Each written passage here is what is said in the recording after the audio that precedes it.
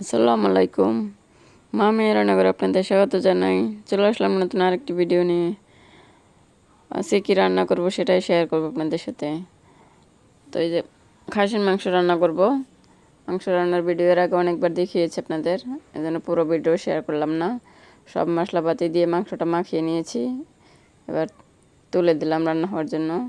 এখানে কিছু আলু পেঁপে দিয়ে দিয়েছি, এটা দিয়ে রান্না করব। কষিয়ে নিয়েছি মাংসটা, কষানো হয়ে গেছে। এবার পরিমাণ মতন জল দিয়ে দেবো রান্নাটা করার জন্য। সময় নিয়ে রান্না করে নেব। তারপর এর ভিতরে যে আলুগুলো দিয়েছিলাম আলুগুলি তুলে নেব, তুলে আলুগুলি ম্যাশ করে দিয়ে দেবো আবার, জলটা ঘন হয় জন্য।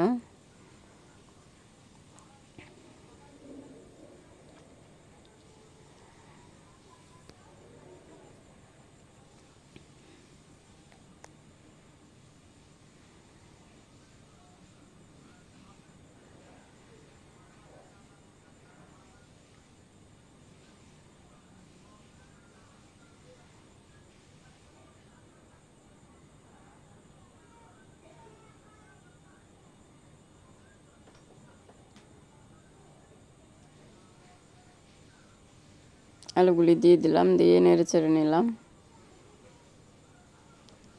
এবার দিয়ে দেবো গরম মশলা গুঁড়ো,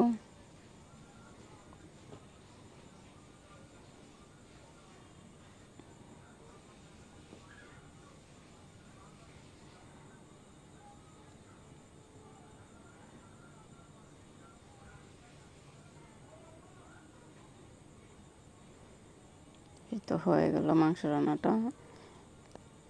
এবার বেগুন ভাজি করব,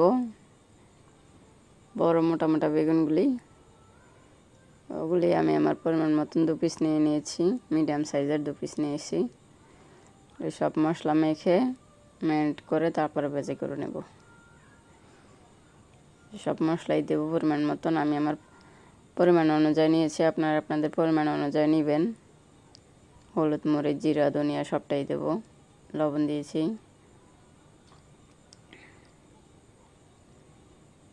মশলাটা একটু পানি দিয়ে গুলিয়ে নেব।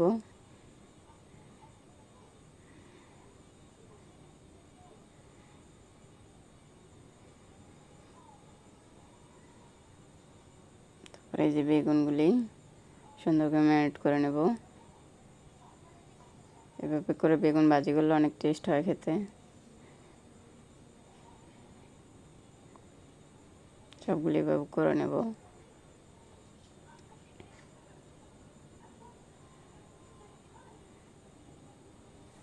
ম্যারিনেট করে নিয়ে চুলায় চলে আসলাম। একটা কড়াই দিয়ে দিয়েছি, ফ্রাই প্যান দিয়ে দিয়েছি, ওটার ভিতরে তেল দিয়ে দিলাম, সরষের তেল দিয়েছি। তেলটা এবার হাই হিটে গরম করে নেব। হাই হিটে গরম করে নিলে তেলটা একটু কম টানে বেগুন ভাজিতে।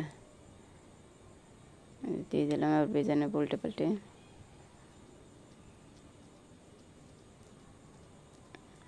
পাঁচটা ভাজা হয়ে গেছে, পর উল্টে দেবো।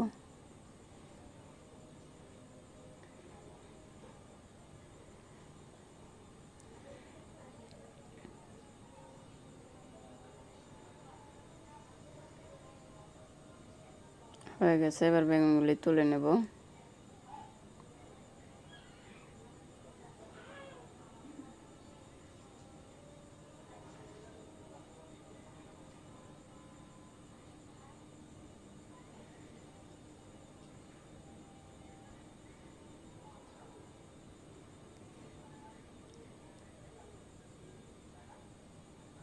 এবার ওই তেলের ভিতরে আরও কিছু দিয়ে দেব।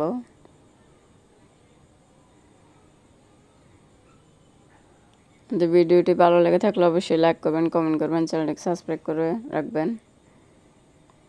ভালোবেসে পাশেই থাকবেন। দেখা হবে নেক্সট কোনো ভিডিওতে। সে পর্যন্ত সবাই ভালো থাকবেন। আল্লাহ হাফেজ।